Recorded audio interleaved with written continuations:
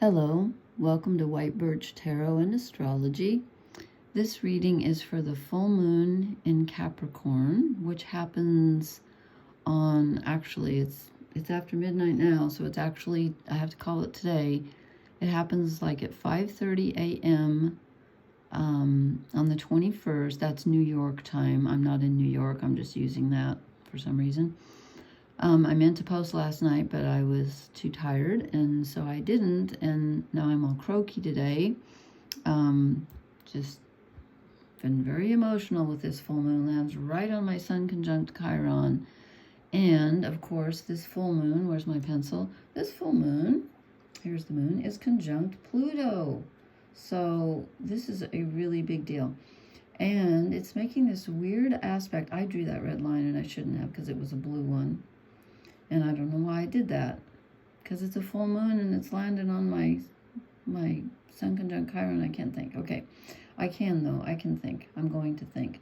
This is called a cradle, and it's where we have opposition Sun opposite Moon, and then we have Sun trine Jupiter, Moon trine Mars, and then these smaller ones are sextiles. So the Sun is sextiling Mars, Uranus, and the moon Pluto is sextiling Neptune.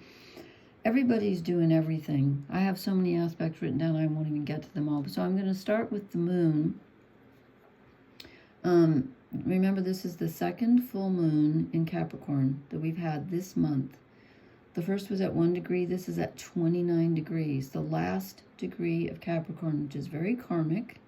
And it's conjunct Pluto, which is at is it still at, oh, it's moved to 0, just barely 0 degrees. It was at 1 degree like yesterday.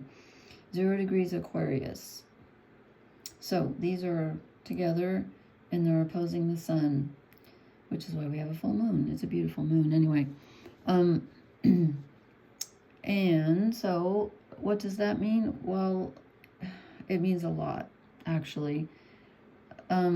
When we have a full moon at the end of Capricorn, especially when it's conjunct Pluto, it's about breaking down entire structures.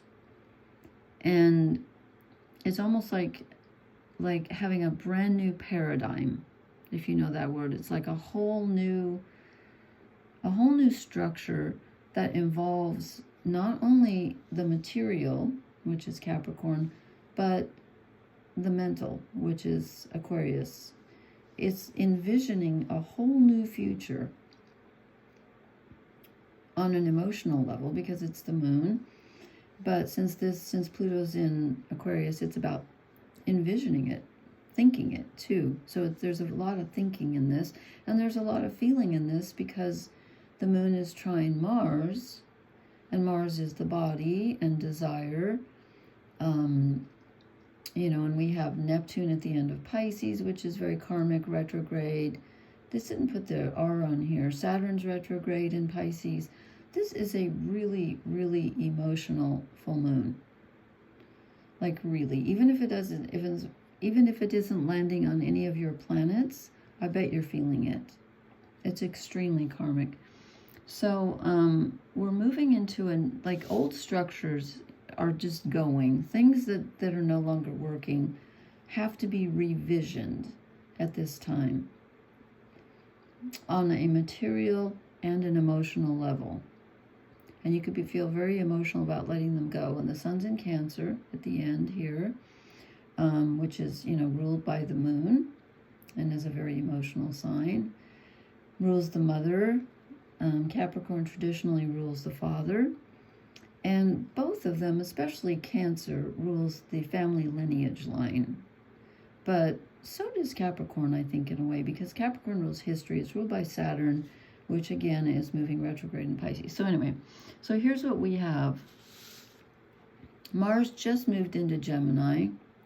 It's at, let's see, what does it say here? Yeah, 0 degrees Gemini. And it is, hold on, it's trining Pluto. So we have Mars trine Pluto. Is that what I wrote down? Yeah, I did. And there's I was just talking to somebody the other night about numerology and numbers, and it's really weird because we have two aspects happen. Okay, we have Mars moved into Gemini today at 4:43 p.m. Tomorrow at 4:43 p.m., Venus sextiles Jupiter. And then the next day at 6:17 a.m., we have the full moon, conjunct Pluto. And then the next day, we have another aspect at 6:20 p.m., not a.m., but that's still 6:17, 6:20. And then on the 21st, we also have two aspects that are like at 11:25 p.m. and 11:47 p.m. They're all so close. They're all so close. So anyway, sorry I got off track there, but so the main deal here is this full moon, the second full moon in Capricorn. We are revisiting what we've learned in the last, I'm going to say 16 years since Pluto moved into, it's so weird. Okay, so Pluto moves into Capricorn 16 years ago. Then it moves out of Capricorn into Aquarius. And again, it's going to revisit 29 degrees of Capricorn from September 14th to, I believe, November 17th. Don't quote me on that, but I'm close. Okay, so what happens? So Pluto's moving back into Capricorn, and we have two full moons in Capricorn, and the second one is conjunct Pluto. You can't make this stuff up. So there's a huge connection between, it's the end of a cycle, a material cycle of power structures, what you find security in, letting go of the old. It's about death and rebirth, which of course Pluto rules, being the ruler of Scorpio. This whole thing is about letting go of the old and starting over, starting something new. It really is. And we're being supported with these sextiles with these other planets. So we have Venus in Leo is sextiling, where's Venus? Here we go. Venus in Leo is sextiling Jupiter, which is really positive. And we have, where's Mercury? Mercury is in Leo, so there's a lot of fire energy going on. Mercury is squaring Uranus, so there's a little bit of a resistance here. Mentally, your thoughts may not be cooperating quite as much as they should. So your feelings are overpowering your thoughts right now, I think. But thoughts are trying to download from Uranus. You're trying to get these, what am I trying to say? These explanations, that's not the right word. What do you call it when you have a sudden, realizations? You're trying to get these sudden realizations from Uranus. But since it's in a square, your mind is kind of blocking them just a bit. Probably because you're so overwhelmed by your emotions right now. And I don't know why I'm talking like I'm drunk, because I don't drink. Although I did just get over a fit of the giggles, so I'm... Anyway, so this is very powerful. So anyway, we have Venus in a good aspect to Jupiter. She's the planet of relationships. Jupiter is growth and expansion. We have, as I said, our thinking. Mercury, communication, is in a little bit of a tense aspect with the higher mind. Mercury is the lower mind. Well, Jupiter's kind of the higher mind, actually, but Uranus rules collective thinking and also sudden downloads of thoughts that come in. And then we have the Sun trining Neptune, which is very emotional, very imaginative, very dreamy. And again, with Neptune at 29 degrees going retrograde, this is so karmic, and Saturn's retrograde, so time, I don't know about you, but time feels, I lost a whole week somewhere.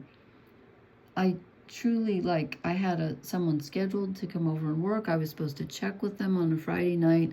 I called them a week late, and I said, are you still coming over tomorrow? And he said, that was last week. I was like, oh my God. Yeah. Anyway, and Mars is trining Pluto also. So, with Mars trining Pluto and the moon, your emotions are going to be felt in the body. This is going to be a very emotional and physical full moon, if that makes any sense. Your emotions can like if you, like me, for example, like when I'm upset or anxious or sad or whatever, it always goes to my stomach. So if you have like one part of your body, like if you get migraines, headaches, or whatever part of your body tends to act up, it's probably acting up because of this, because of the Mars connection. Let's see, did I miss anything? We've got it's just stuff after stuff after stuff. So, as I said, Mars has just moved into Gemini at 0 degrees. And so, Mars is our physical body and desires and actions. And Gemini is thinking. But Gemini is about multitasking, too. I wrote down some notes here. I should probably look at them, shouldn't I? What did I write down for that? Our thoughts lead to actions. No, this is Mars trine Pluto. Okay, well, that's okay. Our thoughts lead to actions. We need to let go physically and mentally. It's also about willpower and having access to subconscious thoughts and powers with Mars trining Pluto. But Mars moving into Gemini is about multitasking. It's about being torn between, like, making decisions. You can feel very torn about decisions when Mars moves into Gemini, because Gemini is all about the split, the twins. Okay, so there can be difficult decisions, but it's also really good at multitasking and doing lots of different things. So you could be thinking that you want to do, like, 20 different things, and you could, like, walk across the room to start doing one thing, and then I do this anyway. This is just my default setting, and then you're halfway across. And I'm not doing this because I'm old, okay? I'm not that old, but I've been doing this all my life. I'm so easily distracted. And I like to multitask. I like to do 5 things at once. Some people don't, but Mars and Gemini does. But again, there could be decision problems here a little bit. Let's see, did I leave anything out? Personal versus the collective. This is the Venus. I'm sorry, Mercury and Leo squaring Uranus can be a little bit of your personal thoughts versus the collective thoughts at this time. You may not agree with the collective. And it also can be loyalty, because Leo, where am I here? Mercury's in Leo, which is loyalty. Like, Leo's ruled by the heart, or it rules the heart. It's ruled by the sun. So it's about loyalty to what you want, what your heart wants, but you have to ask yourself if it's feasible. Can you really do it? Can you really accomplish it? And that's what this Saturn retrograde too is asking us. It's like, rethink your emotional priorities. And this is also karmic. It's all about the past and letting go and moving forward without losing we don't lose the past, but we transform it. That's the word I'm looking for. With Pluto here, we transform our emotions so that we're able to move forward without, you don't leave your loved ones behind when they're gone. They come with you, but they're in a transformed state. So I hope this makes some sense. I don't want to go on too long because I drew some cards. This ugly picture out of the way and move. And I noticed when I do this, all I can see is like this part of Happy, but I think actually his face was showing up in the video because it's different one. So anyway, I thought I pulled 3 unknown, the wild unknown tarot cards, but I told you this deck sticks together. So there were 2 of these, and I'm not sure. I kind of think they both meant to come out. And someone left a comment the other night and said I talk too much. So maybe I do. So I'm going to try to be more brief, but sometimes I over-explain. I know that. But, so the first 2 cards that came out stuck together. I'm going to start with this one first. It's the only one that came upside down. And I'm leaving it upside down tonight. Sorry, I noticed the other night when I blew something off my screen, it sounded really loud on the speaker. So we get the 8 of Cups. I'll show you in the upright. This is usually the one where someone's walking away from something and they're really sad and they don't want to walk away, but they have to. But this is in reverse. So yes, you're walking away from something because the full moon's conjunct Pluto, and Pluto is death and rebirth. So you are letting go of something, But since it's in reverse, I feel like you're making progress at that. It's not quite as painful as it was before. It's never fun to walk away from something, but it's very healthy for you to do that at this time. And this came out with it, the Mother of Wands, which I think is really interesting, because this is about, she's protecting her eggs because she has lost in the past, and so she's defensive. But she's also the Mother of Wands, which is kind of equivalent to the Queen of Wands, so she knows what she wants, and she's strong, and nobody's going to get her eggs. So it's like, sorry, I'm sticking to my own cards here. So you're letting go of something, but you're like, okay, but nobody's taking my power away from me. And, you know, Pluto's all about power. It rules Scorpio.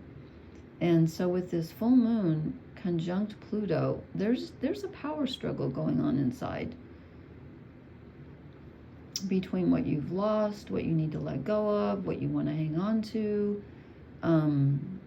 But nobody's going to get what you've got left. You're going to be very protective and strong. This is good. This is fire energy. This is Venus and Leo. Okay, but there's a bit of sadness here and letting go. Then we get a really good card, the Daughter of Pentacles. So here's our new self. We're newly born, we're newly transformed with all of this Pluto, especially if you have planets. If you had any planets in Capricorn, the last 16 years have been transformative for sure. And I think it's been also on a collective level. Oh, I just noticed I have an ugly bag at the in there, sticking up above the table. Anyway, Daughter of Pentacles. So your legs, you know, it's like a fawn. You know how they have shaky legs when they're first born? This fawn has gotten to the point where her legs are strong. She's not shaking anymore. You've gotten to the point where you have built something solid, and yes, it's new, but you're starting to, what's that saying that they get your legs under, get your sea legs. That makes sense since we have Neptune and Pisces. You're getting your sea legs under you.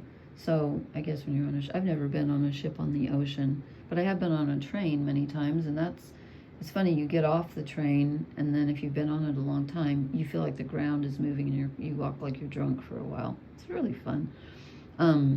So we've made some, I'm sticking to this. I just put some lotion on. Okay. So we've made a start, and we have a stable base, even if it doesn't feel like it. And then here comes more stability. And it's really weird because one of these things that I wrote down, which aspect? Oh, the full moon. I got this weird feeling when I was writing down my thoughts about the full moon in Capricorn at the end of Capricorn conjunct Pluto. I wrote down crucifixion and letting go of old emotions and this new paradigm and, you know, death and rebirth and all that. And then I get this card, and this card always reminds me of crucifixion because there are 4 swords. This is the 4 of Swords. And if you put them together, you would have, actually you'd have 2 crosses, wouldn't you? I was thinking 4 crosses. I mean, I was thinking 1 cross. Hello. So this is it's about calming your thoughts. And as I said, Mercury is squaring Uranus, and your thoughts could be very chaotic because Uranus is really, you know, chaotic energy. It's sharp, but it's, oh, no pun intended. It's sharp, but it's chaotic also. It can be very sudden and unexpected. So it's about calming your thoughts, trying to stay grounded, and yet letting this intellectual download from Uranus come into your mind and opening your 3rd chakra, your 3rd eye. Not your 3rd chakra, this is your 3rd eye chakra, which is different. I think this is actually your 6th chakra. So keep your thoughts steady. I'm sticking to the card again. I don't know why that just feels like a crucifixion to me, but in a good way. Okay, that doesn't sound right. No, I'm not going to go. I was going to tell you what my sister and I were giggling about, but you'd have to have a really dark sense of humor too. So, and no, it wasn't political. It was about death, but I'm not going to go there because some people don't have a... Anyway, so then I went to the Oracle cards and I drew 3. Then I ended up drawing 4 because why? Because I didn't want this card because I hate it. And I guess I just hate the picture. because it's supposed to be divine timing, but to me it looks like it's exploding, like time doesn't mean anything. And when we have Saturn retrograde in Pisces, in a way time doesn't mean anything. Time is really, really weird right now. But when I read the book that someone kindly shared with me, it said divine timing. It doesn't look like that to me, but that's what it says. So things are happening on schedule, but there's also a feeling of suddenness with this. So anyway, so I drew this card and I thought, I hate this card and I don't want it. Well, you can't do that when you're drawing cards. So I actually drew another card to replace it, and I got higher power, as if the cards are saying, you know, if you don't like the card, you have to use it anyway, because you're not in control of the cards you choose. If you're truly channeling, and you're supposed to be, then the higher power chose the cards, so just get on with the cards. So that's what I think that's telling me. Okay, the second oracle card I drew is To the Sea. Here's more Neptunian energy, and this is being in the divine flow. This is really being in flow. So even though this can be a really emotional time, it's very necessary, and it's very cosmic and karmic, and you are in the flow. And try to be in the flow. That's what the Four of Swords is. I keep want to call it Wands. The Four of Swords is telling you too. You know, just hold still. And, you know, yes, the Sword of Damocles, the four of them hanging over your head. You're going to be okay. Just calm your thoughts. So here we go, floating off Neptune and Pisces, retrograde, but it's okay. You know, she's calmly reading in this bathtub that's floating on the ocean. It's okay because you're in divine timing. You're in divine flow. You're in the flow. So let go and be in the flow. And then we get Truth Be Told. And this is about not only the truth being told to you, with Pluto conjuncting this full moon. So not only are you seeing something that you didn't see before, or learning something about yourself that you didn't know before, but it's also necessary for you to tell the truth. You must be who you are. You must be your genuine, authentic self. And you must tell the truth, especially emotional truth. Okay, this is don't pull any punches, don't try to hide. Just be yourself and you know, open the doors and let people see your heart. It's okay. That's what it says anyway. Okay, then I drew 3 shadow cards, and they're very shadow cards. They're very dark. We get the 8 of Swords. So we're doubled up from the 4. And again, this is what happens if you let your thoughts fly loose at this time. If you don't stay grounded in your third eye chakra and have this divine sort of faith, have some faith that you are in divine timing and that there is a higher power in charge, and that it's safe to let go of the past because you have a new endeavor.